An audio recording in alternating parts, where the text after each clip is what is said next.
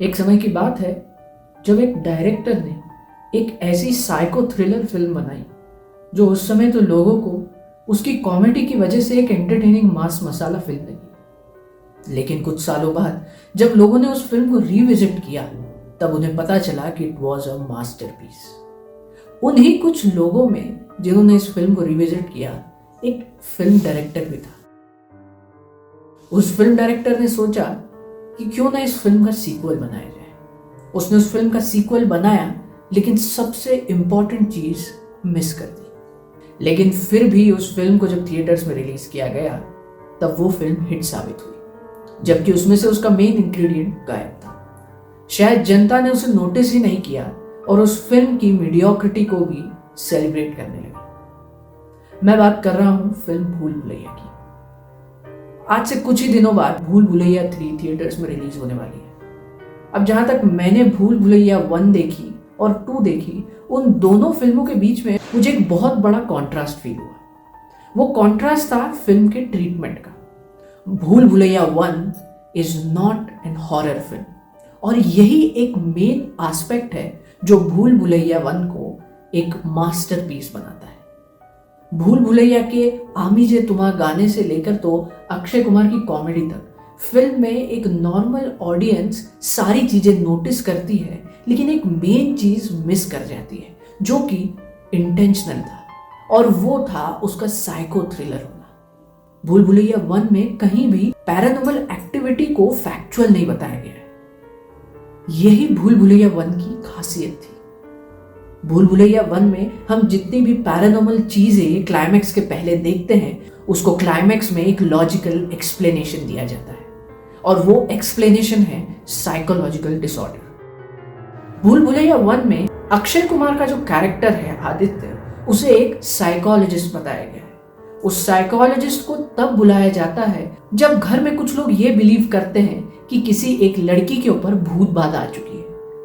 लेकिन उसके बाद जब फिल्म अपने ट्विस्ट एंड टर्न्स लेना शुरू करती है तो हमें पता चलता है कि जिन इंसिडेंट्स को उस घर के और उस गांव के लोग पैरानॉर्मल एक्टिविटी या भूत बाधा मान रहे थे वो एक कोर साइकोलॉजिकल प्रॉब्लम थी। और इसी साइकोलॉजिकल प्रॉब्लम को टैकल करने के लिए आदित्य अलग अलग किस्म के एक्सपेरिमेंट्स करना शुरू करता है, जिसमें वो फैमिली के हर मेंबर को इन्वॉल्व करता है और उन्हें सीक्रेटली स्टडी करता है। और इन सारे एक्सपेरिमेंट्स को वो बहुत ही क्लेवरली अपनी कॉमेडी से मास्क करता है। भूल भुलैया का ये जो एक कोर प्रेमिस और कोर मूड है ये आज तक लोगों ने नोटिस ही नहीं किया। और सबसे अनफॉर्चुनेट बात ये है जब इसका सीक्वल बनाने की बारी आई इसका यही फैक्चुअल कोर हटा दिया गया। लेकिन आज मैं एक पॉसिबिलिटी एक्सप्लोर करना चाहता हूं कि अगर भूल भुलैया 2 को भी ओरिजिनल भूल भुलैया जैसा साइको थ्रिलर का ट्रीटमेंट मिलता तो इसकी स्टोरी कैसी होती। भूल भुलैया 2 के मेकर्स ने ये मिसकंसेप्शन पाल लिया है कि मंजुलिका इज अ घोस्ट, जबकि Manjulika is an alter ego. Manjulika एक ऐसी लेडी थी जो पुराने जमाने में एक नर्तकी थी जिसके साथ एक इनजस्टिस हुआ था, और उस इनजस्टिस की वजह से ही हमारी इस फिल्म की main lead actress Avani played by Vidya Balan उसे अपने जैसा मानने लगती है। वो उससे रिलेट करने लगती है और इस हद तक रिलेट करती है कि एक समय वो खुद मंजुलिका बन जाती है। That is the real Manjulika, an alter ego of Avani.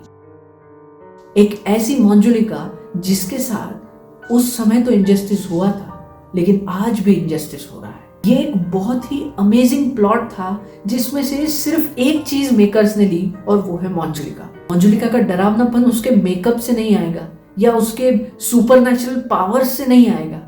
उसका डरावनापन, उसकी क्रीपीनेस, उसके पागलपन की हद से आया है। और अगर इसी चीज को मेकर भूल भुलैया 2 में फॉलो करते तो स्टोरी कैसी होती। लेट्स इमेजिन स्टोरी जहां खत्म हुई थी वहीं से पिकअप करती है। अक्षय कुमार का कैरेक्टर आदित्य राधा को प्रपोज करने के बाद वापस अपने काम पर चले जाता है। इसके कुछ ही समय बाद वो दोनों शादी करके एक साथ रहने लगते हैं, और राधा का जो परिवार है जो इस पूरे मंजुलिका इंसिडेंट में इन्वॉल्व था वो भी उसी महल में हंसी खुशी रहने लगता है। कई साल बीत जाते हैं, यहाँ तक कि अवनी और सिद्धार्थ भी वापस यूएस में सेटल हो जाते हैं and Avni feels absolutely normal. लेकिन आदित्य का इस केस से इतना करीबी जुड़ाव हो जाता है कि वो इसके ऊपर एक बुक लिखता है और इस बुक को पब्लिश करने के बाद that becomes the best seller. सभी लोग आदित्य के इस यूनिक केस को स्टडी करना चाहते हैं और स्पेशली वो लोग जो साइकोलॉजी को और हमारे हिंदुइज्म में दिए गए तांत्रिक रिचुअल्स को पैरेलली स्टडी करना चाहते हैं, क्योंकि आदित्य ने इस बुक में ये भी मेंशन किया रहता है कि कैसे उसे आचार्य जी से तांत्रिक मदद मिली। यहाँ पर मैं तांत्रिक मदद से मैजिकल मदद नहीं कह रहा हूँ, मैं तंत्र को साइकोलॉजी से ब्लेंड करने की बात कर रहा हूँ। और इन्हीं बुक्स के कारण आदित्य के पास बहुत सारे स्टूडेंट्स सीखने आते हैं। इन्हीं में से एक स्टूडेंट को आदित्य तैयार करता है जो उसका एक करीबी दोस्त भी बन जाता है। वो दोनों ही अपनी इंडिविजुअल प्रैक्टिस जारी करते हैं and that right hand should be played by Kartik Aaryan. Kartik Aaryan का कैरेक्टर इंडिया सेटल हो जाता है क्योंकि उसे इंडिया के इस तांत्रिक रिचुअल्स को स्टडी करने की एक जिज्ञासा होती है। वो यही स्टडी करने के लिए ऑल ओवर इंडिया की स्पिरिचुअल प्लेसेस पर घूमने लगता है, जहां पर उसे एक नया केस मिलता है, a new case, a new Manjulika. And I'm not saying that she is the Manjulika, but a similar case that he heard and read about. इस केस को स्टडी करते करते वो इस केस में इतना डूब जाता है कि वो चाहता है कि वो इस मरीज को भी ठीक करे। वो इस केस को शुरुआत से ही एक साइकोलॉजिकल पर्सपेक्टिव से देखता है क्योंकि उसे एक जंप स्टार्ट मिला रहता है। वो इस सिमिलर केस के पास्ट को जानता है। कार्तिक आर्यन के साथ एक प्रॉब्लम थी, वो ये नहीं जानता था कि how exactly the solution works, और इसी के लिए वो वापस अपने गुरु के पास जाता है, आदित्य, जहां पर वो उसे इस सिमिलर केस के बारे में बताता है, जिस पर आदित्य भी बहुत इंट्रीग्ड हो जाता है और वो कार्तिक आर्यन के कैरेक्टर को बताता है कि कैसे उसने अवनी को ठीक किया था। लेकिन उसके साथ वो उसे ये वार्निंग भी देता है कि हर ताले की चाबी अलग होती है, हर दिमाग अलग होता है। You can try this process but I do not guarantee its success.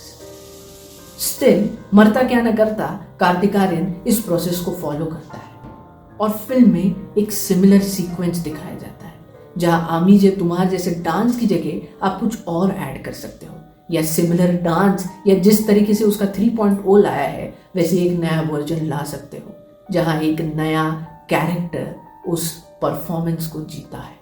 इस कैरेक्टर के साथ भी कार्तिक आर्यन सेम गेम खेलता है। वो सारी सिचुएशंस फिर से इनैक्ट करता है जो आदित्य ने अवनी के साथ की थी, और फाइनल डे जब वो तंत्र क्रिया के बीच उस कैरेक्टर को उस पोजीशन पे लाता है जहां उसे जिस व्यक्ति को मारना है वो उसे मार सकता है, तब वो कैरेक्टर उस व्यक्ति को ब्रूटली मार देता है। लेकिन यहां सब एक्सपेक्ट करते हैं कि now the character is okay, he is totally fine, but then the twist happens. जहां मंजुलिका राजा से बदला लेने के बाद फिर से अवनी बन जाती है और अवनी बिल्कुल ठीक हो जाती है, वहीं ये कैरेक्टर और लालची बन जाता है। जैसे ही वो अपना बदला पूरा करता है, he starts to demand more. और यहां पर एक नया ट्विस्ट आता है, जिस चीज का आदित्य को शुरुआत से डर था वो हकीकत में तब्दील हो जाता है। आदित्य ने कार्तिक आर्यन के कैरेक्टर को वार्न किया रहता है कि अगर ये प्रोसेस सही से फॉलो नहीं हुई तो तुम अपने इस पेशेंट को हमेशा के लिए खो दोगे। वो हमेशा के लिए उस पर्सनैलिटी को अपने अंदर बसा लेगा और खुद के रियल सेल्फ को भूल जाएगा। और यही हकीकत साबित होती है। वो और डिमांड करने लगता है, वो और चीजें मांगने लगता है और फिल्म एक नया डार्क टर्न ले लेती है, जहां आदित्य को इस सिचुएशन में फिर से एंट्री लेनी पड़ती है।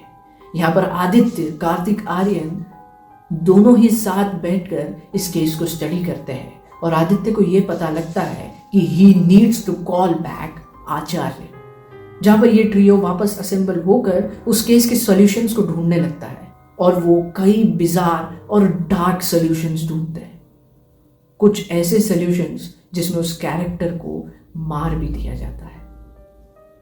आचार्य आदित्य और कार्तिक आर्यन का कैरेक्टर इन सब में से कैसे एक नया सोल्यूशन निकालेंगे, ये है भूल भुलैया 2 का क्लाइमैक्स। अगर फिल्म भूल भुलैया के एसेंस को फॉलो करती तो कुछ इस तरह की बन सकती थी, लेकिन भूल भुलैया 2 में साइकोलॉजी और प्रैक्टिकलिटी को पूरा ही हटाकर एक मीडियोकर कॉमेडी घुसा दी गई, जहां पर हमारा मेन कैरेक्टर सिर्फ एक लड़की के पीछे एक पर्सोना ले लेता है जो है भूल catcher. Now this is unfair.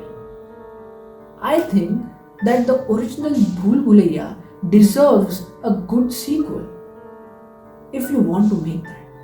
और जब हम भूल भुलैया 3 को देख रहे हैं तो इसके ट्रेलर्स को देखने के बाद तो यही लगता है they have full on switched gears to horror comedy, pure horror comedy, जहाँ पर सुपर नेचुरल एलिमेंट्स इतने हैं कि रियल भूत्स एग्जिस्ट कर रहे हैं, वो अपनी पावर्स यूज कर रहे हैं, उड़ रहे हैं, लेट रहे हैं, गिर रहे हैं। But is this the real essence of भूल भुलैया? अब ये मैं मेकर्स पर और आप ऑडियंस पर छोड़ता हूँ। मैंने अपना एक पर्सपेक्टिव रखा है। अगर आपको ये पर्सपेक्टिव अच्छा लगा तो इस वीडियो को लाइक करिएगा, चैनल को सब्सक्राइब कीजिएगा और नीचे कमेंट कीजिएगा कि आप भूल भुलैया 2 अगर साइकोलॉजिकल थ्रिलर होती तो उसे कैसा बनाते।